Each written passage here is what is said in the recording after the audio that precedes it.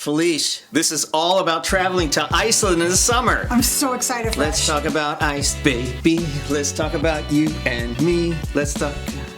Felicia and I are heading to Iceland for the first time in our lives this summer, and we look forward to sharing this crazy experience with you. We do. Iceland is green, and Greenland is ice. Weird, right? Let that sink in for a minute before you decide to visit the world's summer playground, Iceland. Confuses the dog's not out. I mean, if you've been to Disney World in the summer, then you know how miserably hot it can be waiting in lines outdoor for hours. We live about 45 minutes from there, and believe us, we know. We do. Now, believe it or not, there are actually volcanoes in Iceland. As we're recording this, they are very active, causing some trouble and even evacuations in certain areas in Iceland. Hopefully by the time you get there, the volcanoes will go back to sleep and let us party like it's 1999, or at least 2024. You get it. Iceland is basically a much cooler Disney for grown-ups who hate heat, lines, and think sleep is a waste of time. Sleep is for the weak. Think nature's obstacle course with glaciers, mountains, volcanoes, lots of ocean, and a view from just about anywhere that'll just pop your eyes. So grab your favorite Abercrombie sweater, your Lululemon hiking pants, and dust off your Hoka boots, and get ready to soak up the never-ending sunshine and maybe play hide and seek with some legit elves in this magical one-of-a-kind land this summer. Most tourists fly into Keflavik International Airport, or KEF, when visiting Iceland. Kef is Iceland's largest airport and is located 30-ish miles from Reykjavik on the southwest coast of Iceland, the country's capital and largest city. As well as a thriving European restaurant and nightlife scene, Reykjavik is home to beautiful churches and museums where you can learn about Viking history. It's a little pricey since everything has to be shipped in, but honestly not much worse than being fleeced for a $24 burger and fries at any Five Guys here in the States. Think $20 to $30 for lunch and $30 to $50 for dinner, drinks extra. So you might be thinking, why in the heck would I visit Iceland in the summer? Well, first of all, Alaska cruises in the summer are awful. It rains almost every stinking day, and what a shame. But it's actually dry season in Iceland, and there's lots more to do. Tim, why don't you paint a little Bob Ross for us? You really want me to do this? Why not? Hi, I'm Bob. Imagine dipping yourself in a toasty titanium white hot spring, having a happy little accident while the sun's still up at midnight. Or whimsically dancing through fields of tall purple splendor like you're in a shampoo commercial. We don't really know where they go, and I'm not sure we really care. And if you're feeling a little wet on wet, like Tim, you can boogie all night at a rock festival and march with the locals in an Independence Day parade the next morning. Remember how free clouds are. They just lay around in the sky and do nothing all day long. Trust me, boredom is not on the itinerary for June in Iceland. Here's a quick rundown of the must-knows before you jet off or cruise to the world's summer wonderland. A lot of people wonder, do you need to speak Icelandic to go to Iceland? Although Icelandic is a strange North Germanic language and the official language in Iceland, learning English is mandatory in Icelandic schools. Is it? Most people there speak English. Just because they speak English doesn't mean you shouldn't at least try to learn a few basic words before your trip to Iceland. Sure, they might chuckle a little at your pronunciation, but let's be honest, you would laugh at them if they were trying to figure out the difference in silly English words like close or close, live versus live, or Polish versus polish. English kind of stinks when you think about it. It's a little difficult, isn't it? Here are a few words and short phrases you should polish up on. Here's Magnus from Breithuft to help with that. Magnus? Okay, no, I am Magnus. Magnus. Good. From Breithuft. American, sheesh. Okay, I am here to help you speak Icelandic. Ready? Good, okay. For yes, you want to say yes to somebody. I want that coffee. Give me the beer. You can say yo. Yo. Rocky in Philadelphia says yo. No, it says yo. Good. For no, I don't want it. You say ne. Ne. Good. Good. For hello, hi, you greet somebody in the street. You can say holo. Holo. Or just hi. Hi. Easy, right? When you say goodbye to somebody, you say bless. Bless. Bless. Easy, right? If you say bless when someone sneezes in Iceland, it will cause much confusion, so just never do that. Thank you. We can say tak. Tak. Good. Sorry, I bump into you in the street, knock you over, and spill your beer all over you. You say sorry. Sorry. Same word, yes? Okay, they're very important. Where is the bathroom? Where is the bathroom? We say Hvar er klósettið?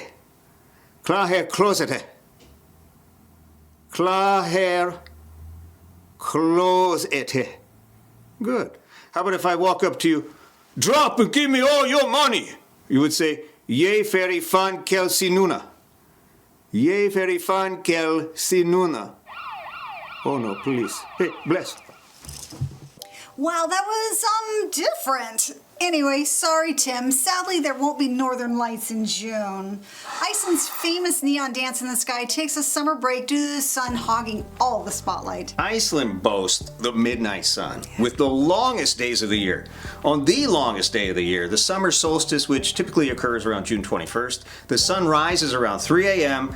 and sets just after midnight, providing almost 21 hours of daylight, followed by 3 hours of neon magic that keeps it bright outside. Sleep is for the weak. 20-some hours of daylight provides lots of time for opportunities and adventures well into the night.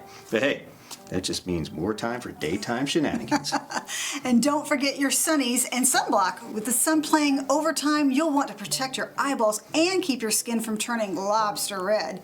Despite the cooler temperatures and occasional cloudy days, the sun rays can be quite strong, especially since Iceland is close to the Arctic Circle. Swimsuits required, Felicia, with the mercury hovering around a nipply 48 degrees Fahrenheit. Ooh. Iceland's natural geothermal hot tubs are like nature's own jacuzzis, and they're everywhere. So picture yourself in a Speedo or a tiny bikini, marinating with your peeps in a steamy hot pot while the sun winks at you at midnight right before it comes up again at 3 a.m. Magical? Abso-freaking-lutely. Visit the Blue Lagoon. No, not the Fiji Lagoon from that old Brooke Shields movie, or the one in the Bahamas. This Blue Lagoon is the VIP lounge of hot springs, complete with a spa and a swim-up bar, and rocks that look like they're straight out of a sci-fi movie. I think it's kind of like Mars. Blue Lagoon can be a little pricey, but there are plenty other more budget-friendly hot spots and public pools to take a dip in that are heated as well.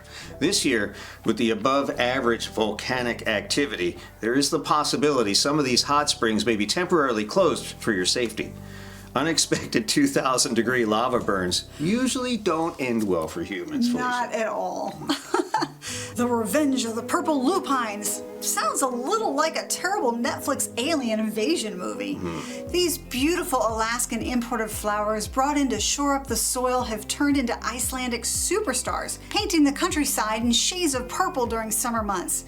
They're the tall, good-looking types that bloom their hearts out in late June. Definitely worthy of 100 selfies. Head to Skogafoss for the best backdrop. Fisherman's Day is a big fish day in Iceland. Sounds a little fishy, doesn't it? Since 1938, the first Sunday in June is like a big family reunion for fishermen. It's a day to honor the sea's bounty and remember those who have braved the waves and didn't live to tell about it. The Festival of the Sea turns this tribute into a party with free food, tunes, boat rides, and a free pass to the Reykjavik Maritime Museum. Harbor towns like Grindavik also throw in their own shindigs, giving you a peek into the true life of an Icelandic fisherman. There is some trouble with the pesky Icelandic volcanoes in Grindavik right now, as we talked about before, but there have been some evacuations. Hopefully, by the time you and we get there, those pesky lava flows will be done, and Fisherman's Day will be as festive as ever. Hopefully. Happy Independence Day. Roll out the red and white because June 17th in Iceland is like the 4th of July, New Year's Eve, and a giant birthday bash all rolled into one. It's the day Icelanders high-five each other for breaking up with Denmark back in 1944. Its formal name is, I'm going to try this, Show Tots It's Dagurinn. Very good. Show your tots, it's dag. You're in? Which translates to the Day of the Nation celebration. So good luck pronouncing that one. Just leave it alone and call it Independence Day. Reykjavik turns into party central with parades that have more helium than a science lab and enough hot dogs and candy to keep Dennis busy for years. Sounds good, I'm hungry.